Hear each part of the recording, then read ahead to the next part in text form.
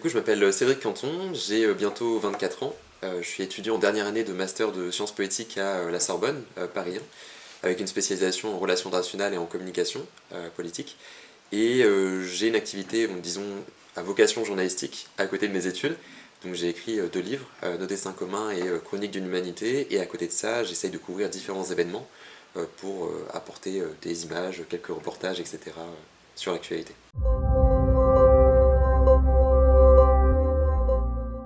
Alors oui, du coup, grande question. Je rêverais de faire du journalisme sur le long terme, notamment orienté sur les médias numériques, les médias émergents, par exemple des pure players comme Brut, Loopsiders, etc. Que ce soit de manière indépendante ou salarié ou pigiste, notamment pour le début de carrière. Mais en tout cas, oui, effectivement, je rêverais d'être journaliste, pourquoi pas notamment sur le terrain, pour continuer ce que je fais actuellement.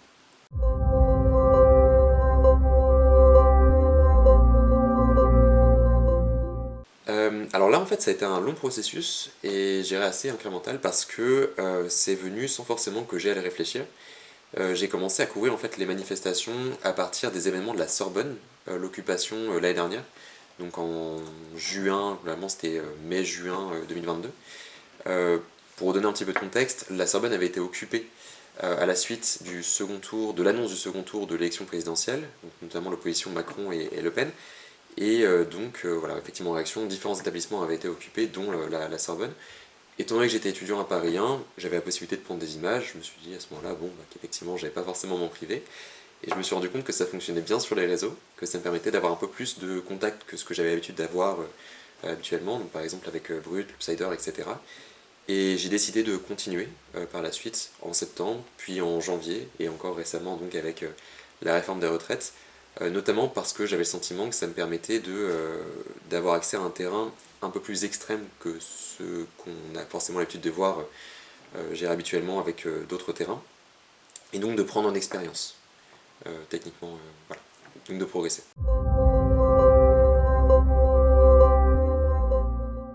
Alors pour filmer, j'ai 2 appareils spécifiques. Donc auparavant j'utilisais le Panasonic Lumix G7 que j'ai revendu pour passer à un Sony ZV-E10 qui est plutôt pratique, donc je le prends surtout quand c'est assez calme parce que bon, j'ai quand même peur de le casser, etc. D'autant plus qu'on n'est pas forcément assuré sur ce genre d'événement. Ça me permet surtout de prendre des photos ou des plans de coupe. Et par contre, dès lors que la situation devient plus tendue, j'ai un téléphone dans lequel j'ai investi spécialement pour ces différentes activités. Donc un Oppo Neo X3, enfin quelque chose comme ça, et en fait qui est très pratique puisqu'il dispose d'une stabilisation intégrée. Donc ça permet effectivement d'avoir des images à un minimum nettes, y compris lorsqu'on court. Sinon, pour le son, j'ai un micro Rode que j'accroche directement sur mon Sony ZV-E10 et auparavant sur le Lumix G7. Et voilà, donc j'essaye effectivement de prendre un petit peu à droite à gauche justement sur ces différentes images et ensuite de les compiler sur les logiciels de montage.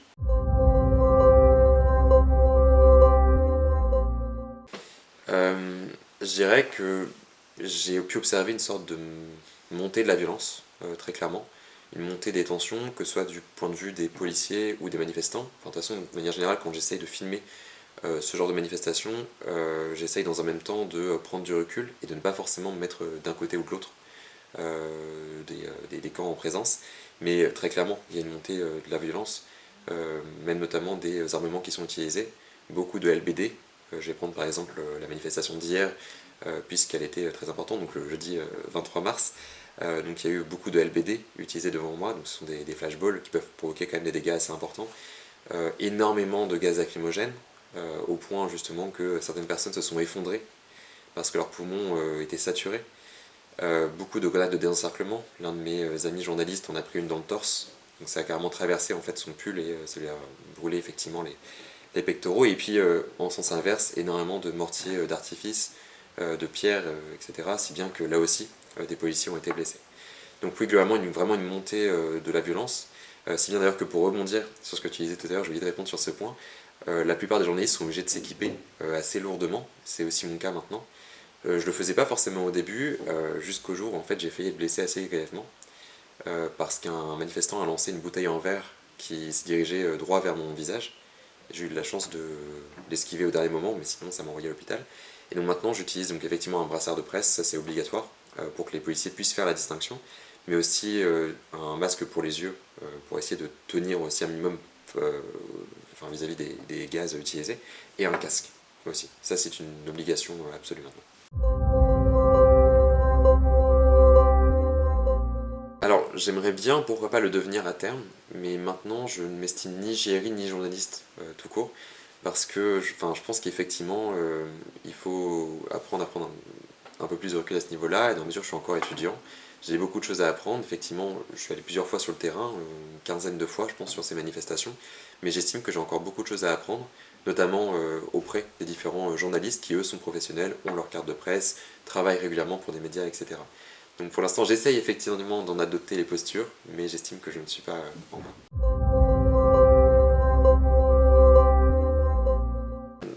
Très clairement, la violence. C'est-à-dire que, bon, ce que j'ai pu dire tout à l'heure, c'est que c'est monté graduellement. Les premières manifestations que j'ai pu couvrir, bon, j'étais effectivement assez impressionné dès lors qu'il y avait des gaz, quelques pétards, etc. Là, hier, c'était quand même autre chose, c'est-à-dire qu'il y avait des charges. Je me suis fait charger moi-même. Des grenades d'encerclement qui explosaient à 5 mètres, c'était vraiment compliqué. Et donc hier, oui, j'ai pu voir des personnes blessées, la tête, le visage couvert de sang. Je pense notamment à une grand-mère qui n'avait rien fait, qui s'est faite charger juste devant moi et qui en est ressortie avec la moitié du visage couverte de sang. Et une autre fille, alors là pour le coup j'en ai parlé justement sur Twitter, qui a eu en fait les poumons complètement saturés par le gaz et qui s'est faite complètement effondrée devant moi. C'était très particulier parce qu'en fait elle a chuté tellement rapidement que j'ai cru qu'elle avait trébuché, et en fait non, elle pouvait juste plus se relever. Et on a donc dû l'évacuer en urgence, en courant, sachant qu'il y avait encore du gaz qui tombait à côté, donc on ne pouvait pas faire de massage cardiaque, parce qu'au début, clairement, on pensait qu'elle était en train d'en mourir. On a dû évacuer dans une rue adjacente, et en fait, les ennuis ont continué, puisque les policiers ne s'en sont pas rendus compte, et ont continué à lancer du gaz lacrymogène, à lancer des grenades. Donc en l'occurrence, c'est là que mon ami journaliste l'a prise dans le torse, en protégeant en fait la fille qui était derrière. Donc là, il a fallu faire des massages cardiaques, la mettre en PLS par la suite. Les pompiers sont intervenus, donc maintenant elle est saine et sauve, mais ça a été vraiment très très impressionnant. Et je pense que je vais m'en souvenir encore pendant longtemps. Parce qu'effectivement, on prend des images, mais on se rend rarement compte de la violence et des risques, sauf dans ce genre de situation. Mais en fait, de manière générale, il y a des barricades de partout, donc c'est très compliqué pour les pompiers d'intervenir. Donc très souvent, il y a en fait ce qu'on appelle des street medics. Ce sont en fait des manifestants ou des reporters, etc., qui se sont reconvertis en médecins, en soigneurs, secouristes, etc., qui très souvent sont en fait secouristes aussi dans la vie professionnelle, et interviennent donc pour faire les premiers soins et stabiliser en général l'état des différentes victimes. Donc ils ont par exemple du matériel contre les différents gaz lacrymogènes, ils peuvent panser les plaies des différents blessés, etc. Mais donc là, les pompiers ont quand même pu intervenir par la suite, mais il a fallu courir pour aller les chercher, parce qu'en fait, il y avait quasiment plus de réseau en plus pour les appeler, c'était vraiment très compliqué. Mais ils sont vraiment équipés aussi, lourdement équipés comme les reporters, avec des casques, certainement même des plastrons, pour se protéger des fois des LBD, etc. Donc c'est assez particulier.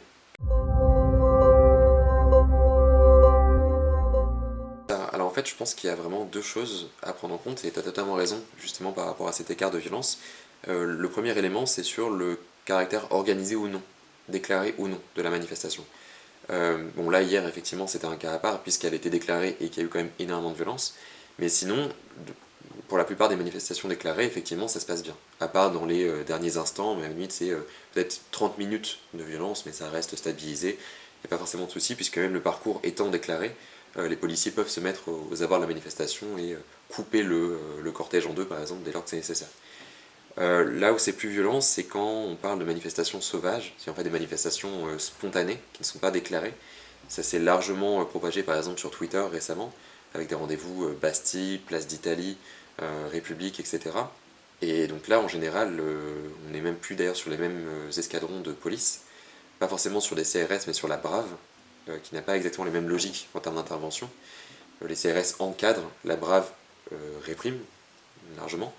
Donc effectivement, ça joue aussi dans la violence. Et je pense qu'il y a un dernier élément, c'est aussi le contexte, alors qui n'explique pas tout, dans la mesure où j'ai tendance aussi un petit peu à condamner les violences que j'ai pu voir, qu'elles viennent des policiers, mais aussi des black blocs, puisqu'ils ont quand même envoyé, alors j'ai pas les chiffres en tête, mais il me semble que ça dépassait quand même la centaine de policiers blessés hier. des fois grièvement. On parle de mortier d'artifice, on parle de briques dans la tête. Alors ils ont beau être équipés de casques, en général ils s'effondrent directement, j'ai pu le voir voilà, devant mes yeux.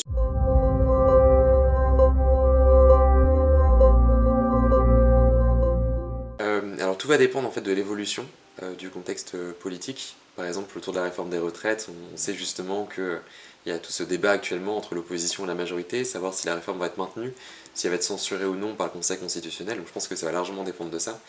Mais je ne pense pas forcément trop continuer sur le long terme.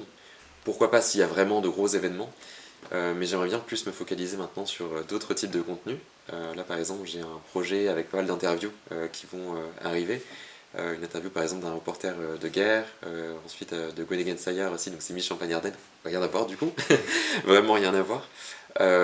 J'aimerais bien aussi avancer sur des articles pour différents médias et sur évidemment aussi un troisième livre à venir. Donc voilà, sur des projets un peu plus longs, potentiellement à plus haute valeur ajoutée, j'estime simplement que ça m'a apporté de l'expérience et que c'était nécessaire à un moment de ma vie effectivement d'aller couvrir des manifestations.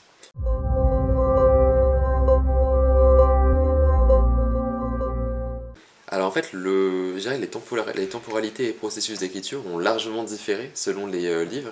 Donc j'ai écrit d'abord un roman qui s'appelle Chronique d'une humanité, que j'ai publié en novembre 2019, je crois. Je me perds un peu dans les dates, mais je crois que c'est ça. Donc là, pour le coup, les processus d'écriture a pris quand même pas mal de temps parce que je manquais beaucoup d'expérience, à la fois en termes d'écriture propre, mais aussi par rapport à l'organisation, parce qu'en fait c'est quand même énormément d'organisation pour réussir justement à écrire les différents chapitres et à la fin avoir un tout cohérent. Donc là pour le coup c'est un roman relativement dystopique, un petit peu comme... Enfin j'ai essayé de m'inspirer un peu de 1984, ce genre de choses, sans jamais en tout cas atteindre ne serait-ce que le quart de la qualité des écrits de George Orwell, mais disons que il y avait derrière tout ça une volonté on va dire de tenter une première expérience et de progresser. Je pense que ça m'a beaucoup apporté. Et ensuite, j'ai écrit et publié un essai politique qui s'appelle Nos destins communs, que j'ai publié en novembre 2021 aux éditions Maya. Et donc là, en fait, c'est une série de 10 chapitres qui abordent chacun un enjeu politique, de la crise climatique à la montée des extrêmes, à la violence politique. J'ai par exemple parlé des violences policières. Avant justement d'aller sur le terrain, j'ai parlé aussi du génocide des Ouïghours. C'était le chapitre principal de mon livre. Et donc là, l'objectif, c'était vraiment de m'appuyer sur ma formation en sciences politiques pour vulgariser à une échelle étudiante, donc amateur aussi, je pense que c'est important de le préciser, différents enjeux politiques pour les rendre accessibles aux jeunes de ma génération.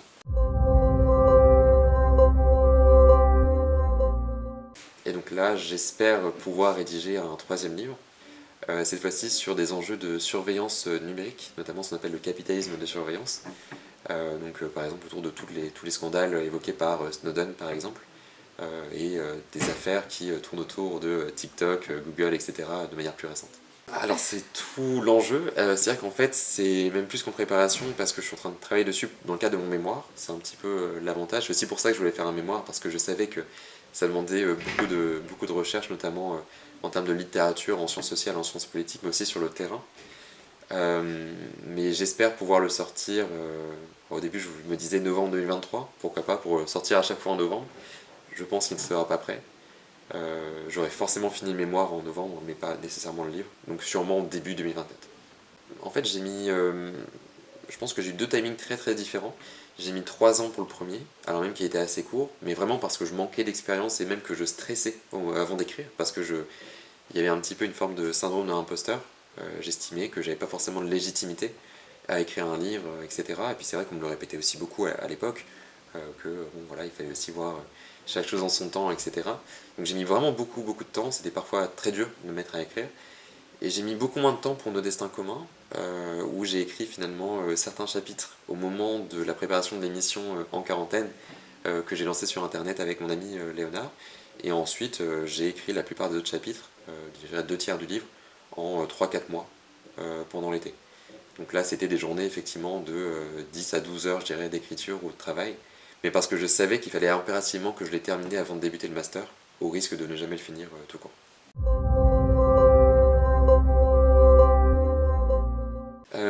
Pourquoi pas à terme lancer un média, ce serait vraiment mon rêve ultime. Bon, pour le coup, évidemment il faut que ce soit viable aussi sur un plan économique, donc je sais pas forcément si je vais pouvoir le faire incessamment sous peu, mais j'aimerais bien le faire avant mes 30 ans. C'est un peu la deadline que je me suis lancé. Et sinon, écrire des articles un petit peu plus longs. Alors ça tombe bien parce que justement, je suis en entretien tout à l'heure à 18h pour un média d'opinion qui est bénévole et indépendant pour le coup, mais avec pas mal de journalistes, de fonctionnaires et de chercheurs qui écrivent dedans, qui est plutôt donc, orienté à gauche. Et voilà, donc j'aimerais bien essayer de faire essayer de me diversifier un peu par rapport à ces activités et avoir des expériences un peu plus probantes sur un plan professionnel. Alors du coup, je suis très présent en ce moment sur Twitter, c'est @cédric-CNTN. C'est essentiellement sur Twitter que je balance mes informations, enfin les informations, les vidéos, etc. sur les manifestations, justement pour le côté un peu instantané que ça permet d'avoir. J'essaye aussi d'être présent sur Instagram, donc @cédric.canton.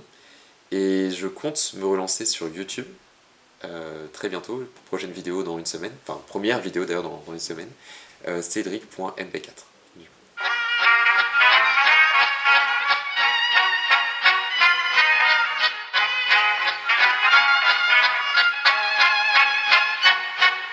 Klappat hakten alla Fullfest hela dagen. Mjöl från livets grottekvarn. Fullfest hela dagen.